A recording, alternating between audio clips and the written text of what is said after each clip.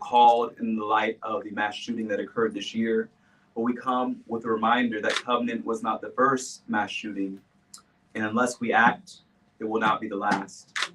We are gathered here with mothers from Nashville, with community leaders, and will soon be joined by the Congresswoman from Massachusetts to talk about the crisis of gun violence and the need to act in this special session.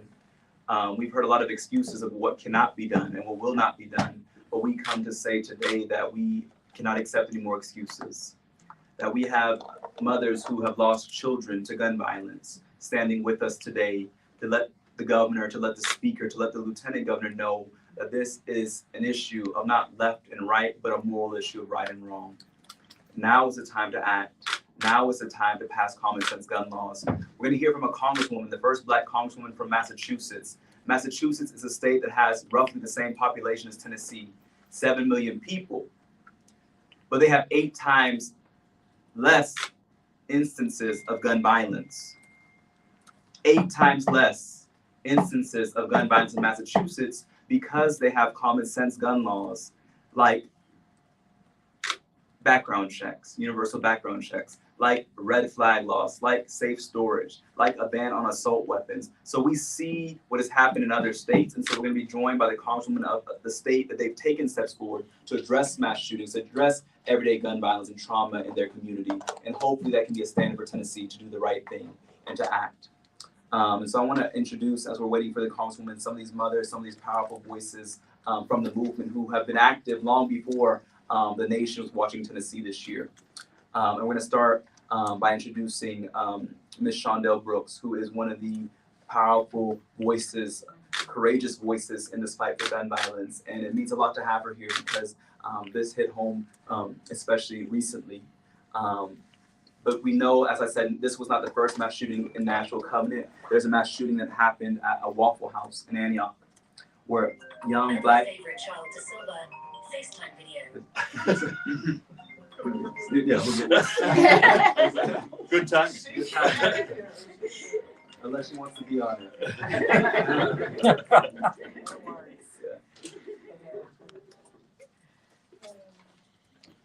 No worries. No worries.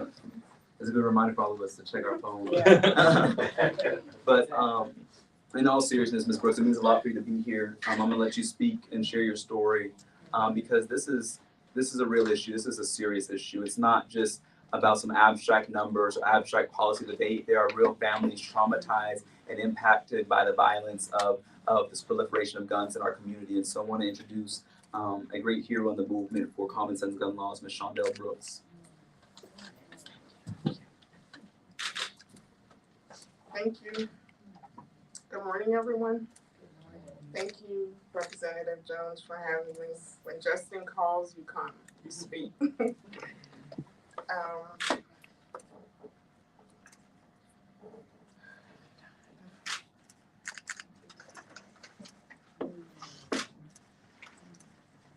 On April 22nd, 2018, my son Akila was murdered in the Waffle House mass shooting, along with 3 other young people.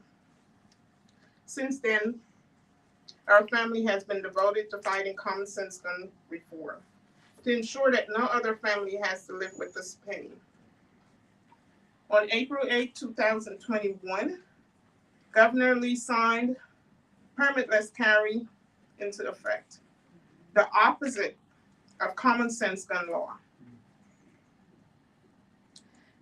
Despite the pleas and urgings of thousands of Tennesseans, especially those of us who have lost loved ones to gun violence, the law went into effect. Many other states in the South have done the same. Since then, gun theft and crime have been rampant. Today, on the 202 day of 2023, where there have been over 350 mass shootings nationally, and 257 guns stolen in Nashville alone. We are on track for another year wrought to tragedy, and lives lost that could have been saved if guns were not in the wrong hands. yet we see no progress towards prevention. Instead, we see a regression in policy. As a result of this, on March 22nd, 2023, children and teachers at the Covenant School were slain in the hallway in classrooms of schools right here in Nashville. On June 10, 2000,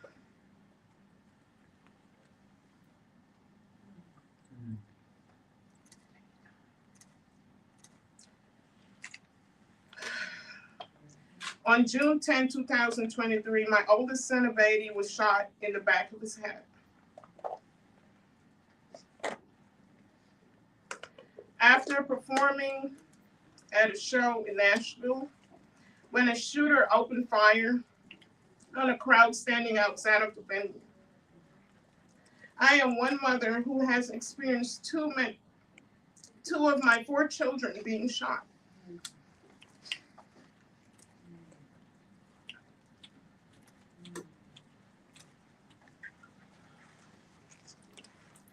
You think it will never happen to you until it does. We must act now and stop guns from getting into the wrong hands.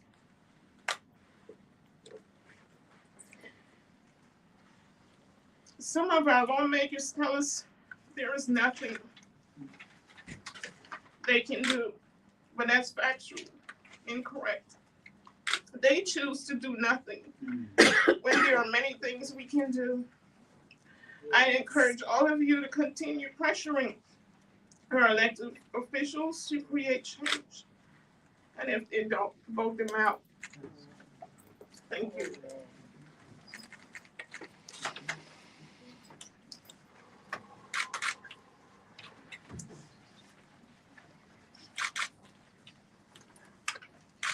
Thank you so much, Ms. Brooks, for speaking that truth, reminding us of the gravity of this issue, the gravity, the seriousness, the pain, the trauma of this issue. With that, I want to invite up Ms. Rafia Muhammad with Moms Over Murder, another mother here in Nashville who has lost a child to gun violence.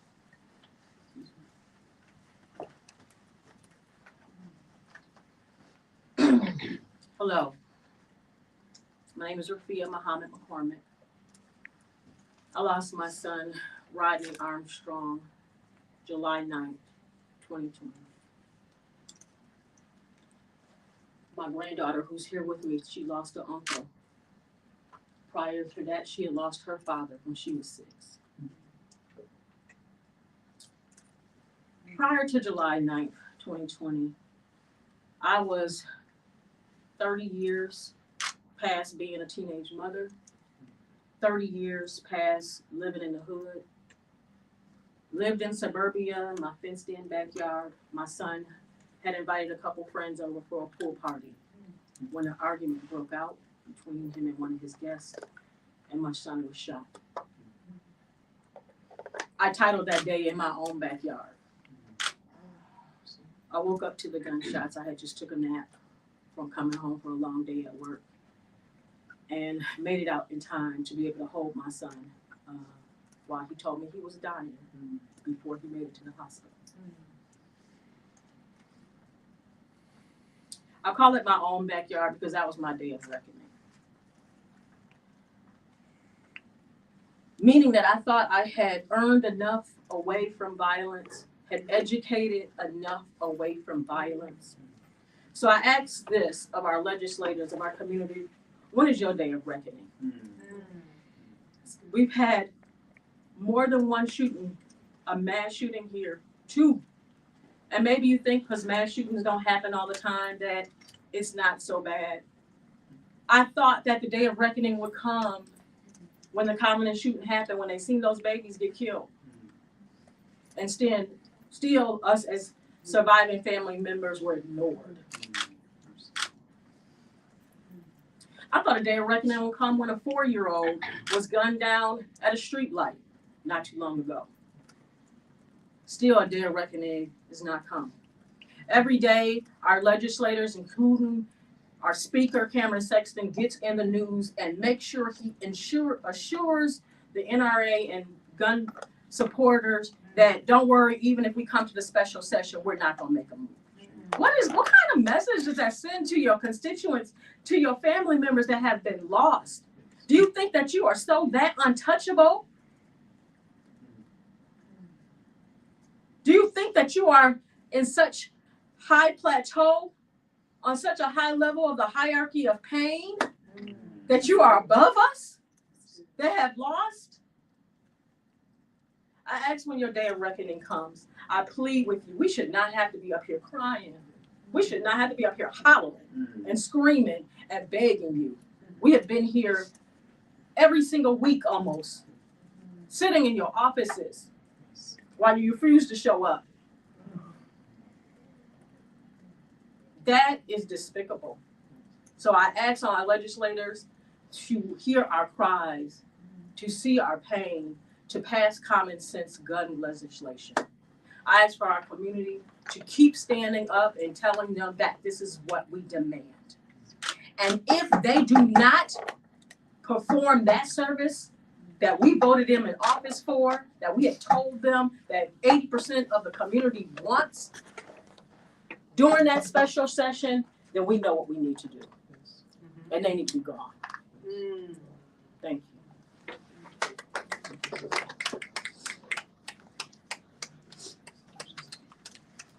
Next, we'll have our Deputy Mayor of Nashville, Davidson County, Brenda Haywood, say some words. First of all, I'm going to be brief. I'm a retired teacher, and I'm a minister, and I am passionate about common sense gun laws. They're talking about us carrying guns in the classroom as teachers. We have to go in as mental health counselors, as mom, as teachers. We have to be dads, and we have to serve in various genres. As teachers, we didn't get our degrees, and we didn't love kids to come in and protect them in this kind of way. It's easy, it's understandable. We have to be the change that we want to see in this world. That's what Gandhi says. So my thing is, the question becomes, and don't forget to remember the question, what change do you want to see in this world? Do you want to see these kids not getting killed each year? More kids die from gun violence than any other means. So I say to you, hear these moms, hear these dads, hear these sisters, hear these brothers, hear the people like me that have served in the classroom and have seen this. And I went out to Covenant the day that those young kids, and my heart still hurts. It still hurts when you stand there and you look in the faces of the teachers and of the parents. It's just not that difficult. I just don't see it as difficult.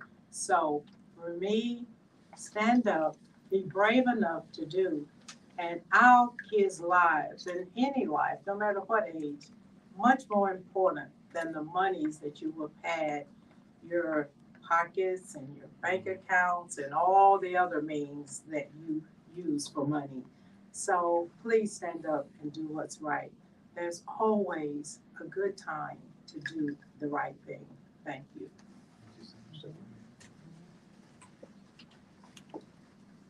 So as we said, we are exactly 1 month away from the special session. And the stories that you're hearing today, the pain, the lost loved ones, is a result of policy decisions. We don't have to live this way. Tennessee and Massachusetts, where the Congresswoman hailed from, have the same population, about 7 million people. But to the media, I ask that you look up this fact, that for every 100 people in Tennessee, there are 25 people killed by gun violence. In Massachusetts, for every 100 people, 3 people. It's a policy decision. We have 8 times more gun violence death because the state has chosen to cater to the interests of the NRA and the Tennessee Firearms Association to make it easier to get a gun in the state than it is to get health care, to make it easier to get a gun in the state than it is to get a living wage job, to make it easier in the state to get a gun than it is to get a book about Black history. Think about the ridiculousness of this session where we ban books, but we can't ban the weapons of war that are killing our children. Think about the ridiculousness of this session where we went after the LGBTQ community, but we didn't have the courage to stand up to the NRA Think about the ridiculousness and the circus that we saw this session, that on April 6th, we called on them to ban assault weapons and they responded by assaulting democracy. We do not have to live this way. And so once again, in the words of Ella Baker, I come up before you and say, until the killing of black men, black mothers' sons is as important as the killing of white men and white mothers' sons, we who believe in freedom cannot rest until it comes. And so we stand here today with a message that we are tired of excuses, we're tired of delayed tactics, that it's time for the Republican leadership, if I'm honest, to find the courage to love their children more than they love the contributions of the NRA. It's time for them to have a love for these children who are doing active shooter drills, to say that we do not have to live this way. When we were on the floor, the Republican Majority Leader William Lambert said, even if we have to put a tank outside schools, even if we have to turn our schools into fortresses, that is the solution. I come with the mandate and declaration to say that turning our schools into mini jails is not the solution to end gun violence. That we are dealing with symptoms by trying to put a Band-Aid on something that we can enact common sense gun laws so we don't have to make our kids live in these traumatized environments and go to school in these traumatized environments. We don't have to turn our schools into military zones, but we can choose to be a community that uplifts the message of nonviolence, that says that it's time to lay these weapons down.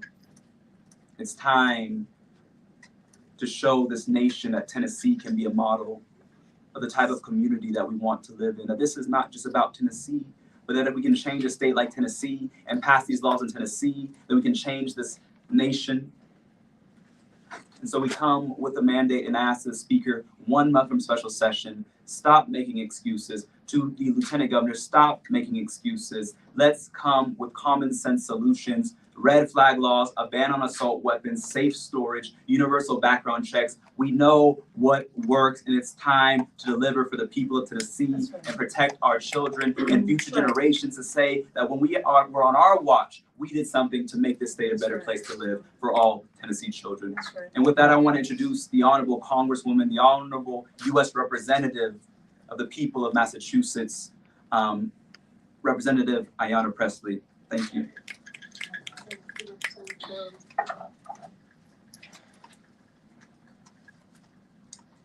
Whether someone is 8, 18, or 28 years old and were robbed of their lives in an urban, rural, suburban, community-based mass shooting, they were somebody's baby.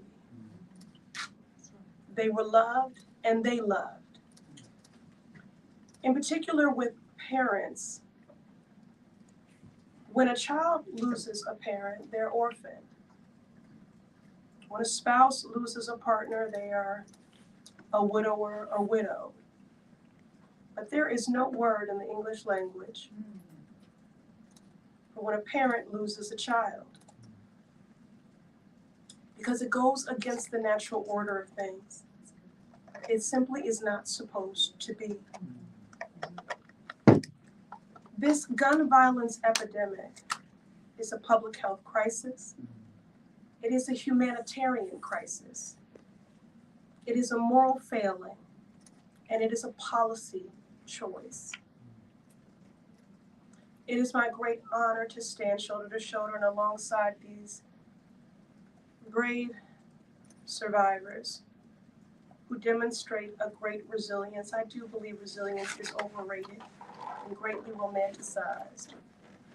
I look forward to a day where people do not have to revisit and weaponize their trauma in order to compel action from their government. But in the meantime, I'm so grateful for each and every one of these families, for sharing your stories, for saying the names of your loved ones, for standing in the gap. I want to thank my brother in the work of good, Representative Justin Jones, for inviting me to be here today. Thank you for your sweat equity. Thank you for centering the people in your work every day. Thank you for your leadership and calling out gun violence for the public health crisis that it is. We rise today to speak about a sober reality, but I speak with a hopeful heart, not because I am naive, but because hope is a discipline. None of us here have the luxury of apathy or cynicism, because each of us in our own ways respectively have been entrusted by our community to center and uplift their voices. The public health crisis of gun violence robs us daily of precious lives. The neighborhood block, to classrooms, and I want to say a note about that, building upon what Representative Jones offered. Our schools should be sanctuaries, places of refuge. Our educators are meant to be guides, not guards. But from the neighborhood block to the classroom, elders, babies, parishioners are murdered with unregulated weapons of war. Hearts across this nation shattered as we watched the coverage of the shooting at the Covenant School. We wept for those families that were subjected to a lifetime of grief and robbed of their loved ones. But again, this is a humanitarian crisis, a moral failing, a policy choice, impacting urban, rural, and suburban communities. There is no hierarchy of hurt. Whether you are robbed of your loved one, community-based violence, at a mass shooting, at a mosque, a synagogue, or church, or school, these people loved and were loved.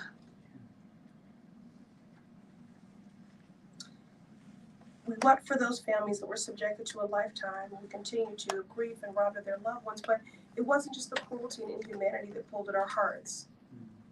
It was the familiarity. Because in every state in this nation, we have work to do to end this violence, to keep our families safe. We're here today on behalf of the teacher whose eyes dart to the exit as they mentally note where to hide and shelter their students. We're here today on behalf of the father who has claimed his child's blood-soaked belongings and replayed their last conversation in his head over and over again.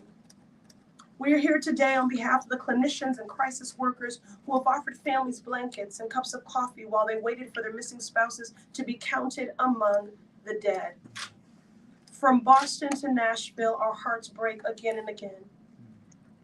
Last year, Congress took desperately needed action to pass a series of gun violence prevention measures, including banning large capacity magazines, creating comprehensive red flag laws, cracking down on gun trafficking, and raising the age to purchase semi-automatic weapons.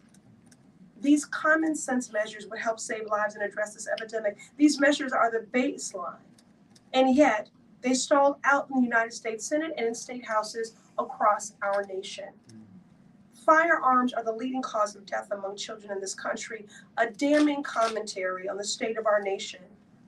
This is a policy choice that is robbing us of the lives of elders, teachers, babies, and loved ones. And here's the thing, these massacres are preventable.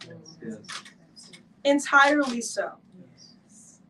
Our communities are sick and tired of thoughts and prayers. They deserve action. It is long past time, though I do concede. I am a woman of faith, and I'm a praying woman.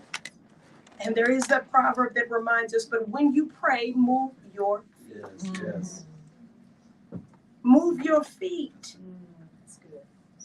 It is long past time to enact meaningful gun violence prevention legislation. We had a 10-year assault weapons ban in this country, and it worked. President George W. Bush allowed it to expire, and mass shootings have been on the rise ever since. Those are the facts. It is devastating. We cannot allow the cycle of gun violence to continue over and over again. We must finally step up to save lives and protect our babies. This is a matter of political courage and political will. To Republicans standing in the way, I ask you,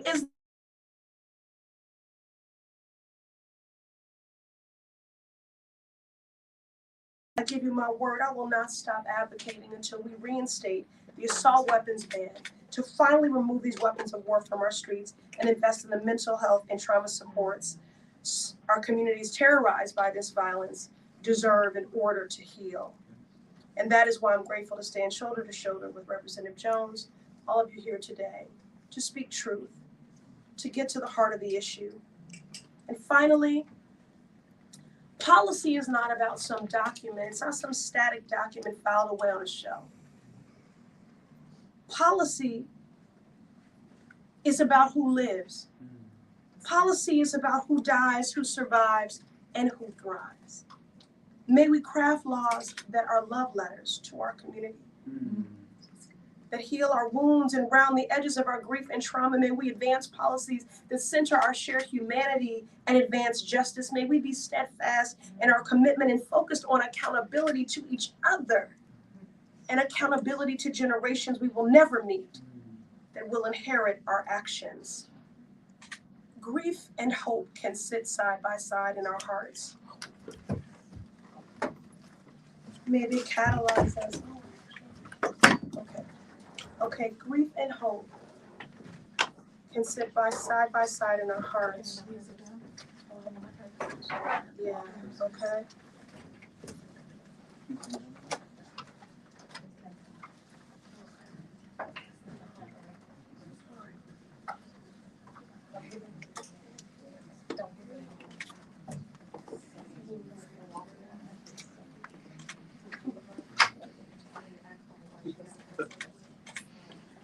We did it first.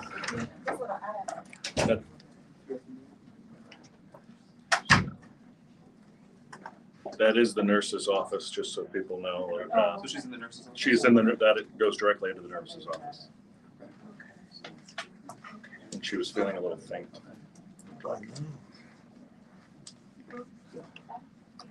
Okay, she's with the nurse as well.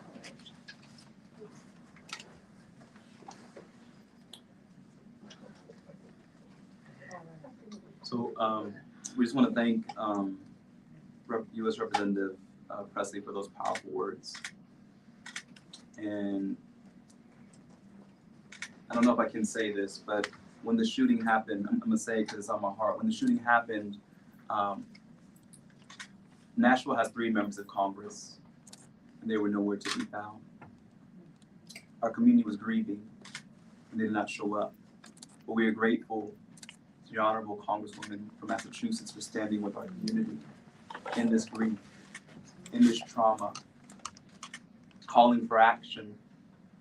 I hope that from the State House to the U.S. House, that we find more leaders with the political courage and conviction and conscience to act to save our kids,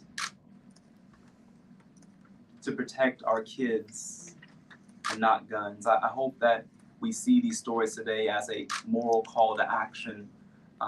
As we are 1 month away from session, we have 1 month to organize the state, to make sure that the people's voices, the 80% of Tennesseans who are calling for action, are heard in the halls and the chambers of the people's house. 1 month away. And so to my Republican colleagues, to those who even have threatened our office, I end by saying that we are fighting for your children too. That's right. We're fighting for your grandchildren too. We're fighting for your communities too.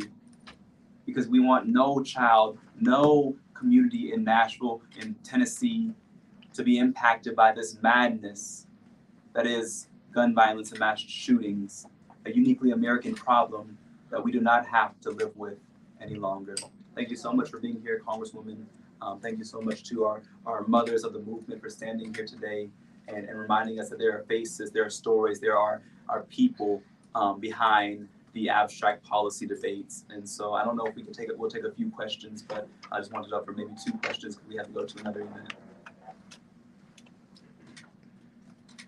The likelihood of being able to get the measures that were passed in Massachusetts, obvious question, how do you feel about that likelihood? I think that people can change political paradigms and priorities. I think that there was pressure, so much pressure back in the spring that we had Republicans and Democrats and independents coming to the Capitol by the thousands, mothers and doctors and teachers, that rather than act, my Republican colleagues chose to end session early. So it showed that the people across our state, from rural and urban and suburban communities, are calling for action. And so the question is will representatives in this body be what we're said to be, represent the people? 80% of Tennesseans are calling for this. And so the question is, will we represent the people of Tennessee, or will we represent the campaign contributions of the NRA? I know where I stand, I know where many of my colleagues on the Democratic caucus stand. The question is now to the Speaker and to the Republican leader, William Lambert, will you have the courage to protect our kids and not guns? For Representative Pressley, do you think the refusal to act on gun violence undercuts the Republican pro-life message? Well, look, I'm currently governing under a Republican majority in the House, and it is my experience that they daily govern from a place of contempt, callousness, cluelessness, and cowardice that contradicts the preservation of life. Whether you're talking about their opposition to a child tax credit, whether you're talking about an assault weapons ban and common sense, gun reform, whether you're talking about making sure that no child goes hungry, and I could go on. So yes, I think that certainly it is contradictory, but it is nothing if not consistent. But what I would say, because I think they've been given enough oxygen, what I want to center and lift up today is that this special legislative session that is being called is a testament to the power of this movement. And as much as it breaks my heart that impacted and surviving family members of loved ones that they've lost, or rather have been robbed of due to gun violence, it breaks my heart that they have to continue to relive and weaponize their trauma in order to compel action from their government.